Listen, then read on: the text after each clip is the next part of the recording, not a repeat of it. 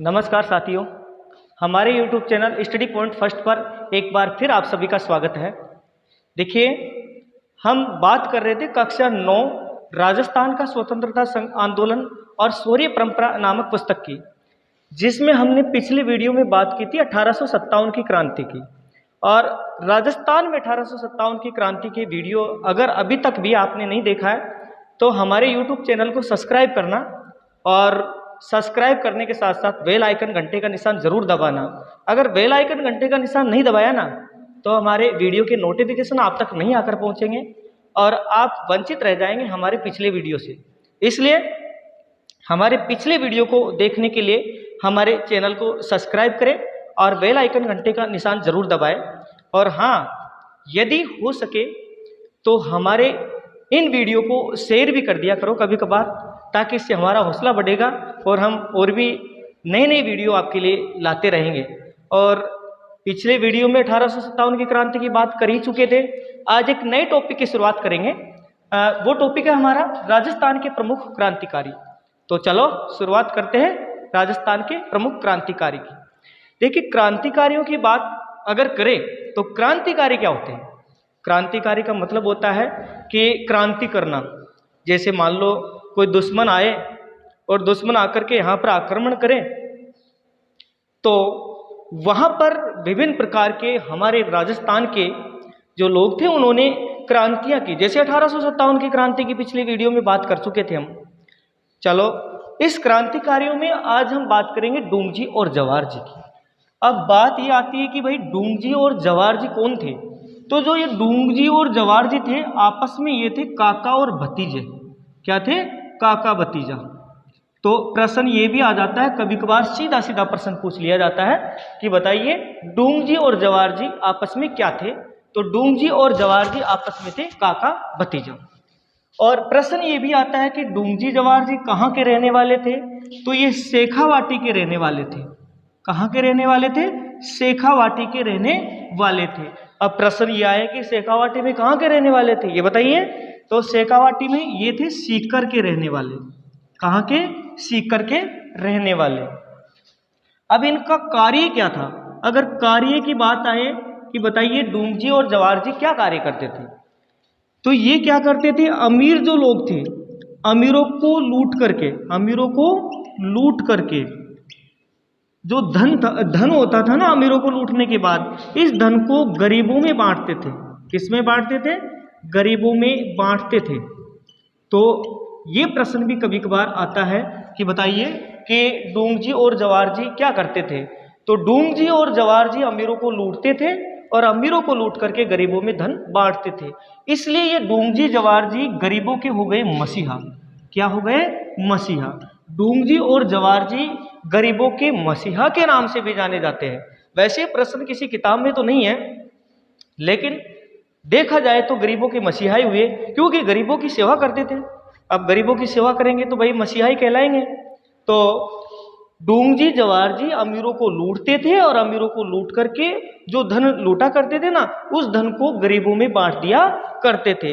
अब क्या हुआ, एक बार 1834 की बात है। कब की बात है? 1834 ईस्वी की। हम बात करेंगे डूंगजी की। 1834 ईस्वी में क्या किया डूंगजी ने? कि क्रांति की। क्यों की क्रांति? उसका रीजन था। देखो क्यों यहाँ पर क्रांति की। जो डूंगजी था इसने 1834 ईस्वी में क्या की? क्रांति की। क्योंकि किन के विरुद्ध की? ये भी आया कि विरुद्ध किन के विरुद्ध की? तो अंग्रेजों के विरुद्ध। यहाँ हमारे राजस्थान में अंग्रेज आए हुए थे। जब अंग्रेज आए हुए थे ना, तो डूंगजी को बहुत बुरा लगा कि एक अंग्रेज जो हमारे राजस्थान पर कैसे यहाँ अधिकार कर लेंगे। ये बात सहन नहीं हुई भाई डूंगजी को। इसलिए डूंगजी ने 1834 ईस्वी में क्या की? यहाँ पर क्रांति की। और इस क्रांति में अंग्रेजों ने क्या किया?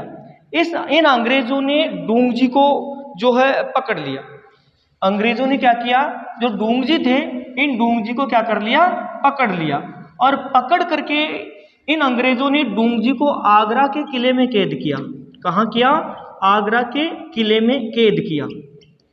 अब भाई जब आगरा के किले में डूंगजी को कैद कर लिया गया तो उधर जवाहर जी बचे हुए थे। जवाहर जी को कैद नहीं किया था, तो ये बात डूंग जी की जो पत्नी थी उसे बहुत बुरी लगी और जवाहर जी को फटकार लगाए रहे कि जवाहर जी, आपके इतने अच्छे रिश्ते, आपस में काका भतीजे तुम, और डूंग जी को पकड़ लिया अंग्रेजों ने और आप देखते रह गए। क्या आपको अच्छा लग रहा है ये? डूंग जी की पत्नी की फटकार से जवाहर जी ने क्या किया, इस जवाहर जी ने डूंग जी की पत्नी की मदद, ये डूंग जी की पत्नी की फटकार से, ये डूंग जी की पत्नी थी और इस डूंग जी की पत्नी ने फटकार लगाई। क्या लगाई? फटकार लगाई। अब ये फटकार किसको लगाई भाई? फटकार लगाई जवाहर जी को। किसको? जवाहर जी को। अब जब डूंग जी की पत्नी ने जवाहर जी को फटकार लगाई तो जवाहर जी ने क्या किया? जवाहर जी ने इसे छुड़ाने की कोशिश की और लोटिया जाट कर्णा मीणा की सहायता से, किसकी सहायता से? लोटिया जाट, इसने सहायता ली जवाहर जी ने। क्या ली? सहायता ली। किन की सहायता ली? एक तो था लोटिया जाट, क्या था? लोटिया जाट, और एक था कर्णा मीणा, कर्णा मीणा, इनकी सहायता ली। और लोटिया जाट और कर्णा मीणा की सहायता से डूंग जी को छुड़ाने का क्या किया? प्रयास किया। इन लोटिया जाट और कर्णा मीणा को लेकर के जो जवाहर जी थे ये कहाँ पहुंच गए? आगरा के किले में पहुंच गए और आगरा के किले से डूंग जी को मुक्त करवाया। किसको? डूंग जी को मुक्त करवाया। यहां पर डूंग जी को छुड़वा लिया। मुक्त करवाना अर्थात डूंग जी को छुड़वा लिया। आगे क्या हुआ? 1857 की क्रांति जब नसीराबाद से शुरू हुई तो यहां भी डूंग जी और जवाहर जी पीछे नहीं रहे क्रांति करने से। यहां भी इन्होंने खूब भरसक क्रांति की और नसीराबाद की छावनी को तक लूट डाला इन्होंने। कैसे लूटा वो बात करेंगे। एक बार इनको मिटा देते हैं कि डूंग जी और जवाहर जी ने जो है 1857 की क्रांति में नसीराबाद की छावनी को कैसे लूटा। उससे पहले एक बार फिर इनके बारे में एक झलक देख लेते हैं। डूंग जी जवाहर जी कौन थे? काका भतीजा थे आपस में। कहाँ के रहने वाले थे? शेखावाटी के रहने वाले थे। शेखावाटी में कहाँ के? सीकर के।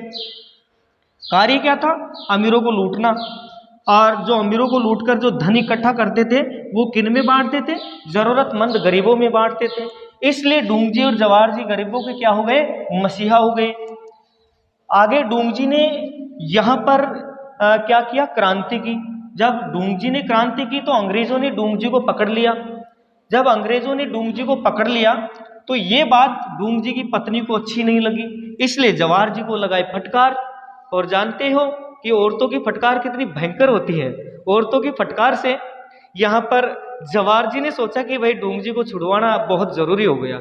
अगर डूंग जी को नहीं छुड़वाएंगे ना तो मामला खराब हो सकता है, या क्योंकि अंग्रेजों की कैद में अगर डूंग जी रहे तो फिर क्रांति में आगे जो है इन क्रांतियों को बढ़ाते कौन? क्योंकि डूंग जी तो इंपॉर्टेंट थे, सबसे महत्वपूर्ण डूंग जी तो थे जो क्रांति का आगाज किया करते थे। इसलिए जवाहर जी ने सहायता ली लोटिया जाट और कर्णा मीणा। किसकी? लोटिया जाट, लोठू जी निहारवाल भी कहते हैं इसे, और लोठू जी निहारवाल सीकर के रहने वाले थे। अभी लोटिया जाट और कर्णा मीणा की सहायता से जवाहर जी ने आगरा के किले से डूंग जी को क्या करवा लिया? मुक्त करवा लिया। चलो ये हुई बात डूंग जी को छुड़वाने की। लेकिन अब बात करेंगे हम कि डूंग जी और जवाहर जी ने 1857 की क्रांति में नसीराबाद की छावनी को किस प्रकार से लूटा, उसकी भी बात कर लेते हैं। और जब नसीराबाद की क्रांति को लूटा, इन नसीराबाद में जो अंग्रेजों की छावनी थी, और अंग्रेजों की छावनी को जब डूंग जी और जवाहर जी ने लूटा तो इनके साथ क्या किया गया वो भी देखते हैं। देखिए बात कर रहे कब की? 1857 की क्रांति की। अब 1857 की क्रांति में हम बात करें नसीराबाद छावनी की। देखिए यहाँ नसीराबाद की छावनी थी। किसकी? नसीराबाद की छावनी। और ये नसीराबाद की प्रश्न ये आता है, कई बार पूछा गया एग्जामों में कि नसीराबाद की छावनी कहाँ है, तो ये नसीराबाद की छावनी थी अजमेर में। कहाँ पर थी? अजमेर में। अब क्या हुआ? डूंग जी और जवाहर जी दोनों ने नसीराबाद छावनी को लूटा। क्या किया? नसीराबाद छावनी को लूटा। कब की बात कर रहे हैं? 1857 की क्रांति की हम बात कर रहे हैं।